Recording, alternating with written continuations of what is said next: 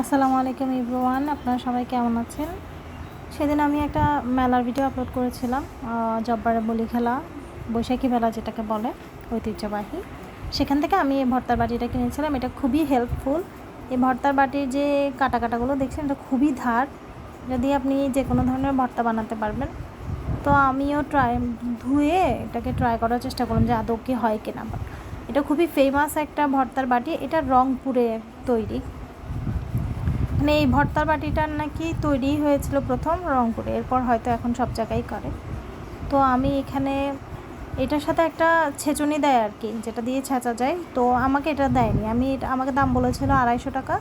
আমি এটা 80 টাকা দিয়ে নিয়েছি। মোটামুটি একটা বড়ো সাইজের, এর চেয়ে বড়ো সাইজের একটা আছে, এর চেয়ে ছোটো সাইজেরও একটা আছে, বাট আমি মিডিয়াম সাইজটা নিয়েছি।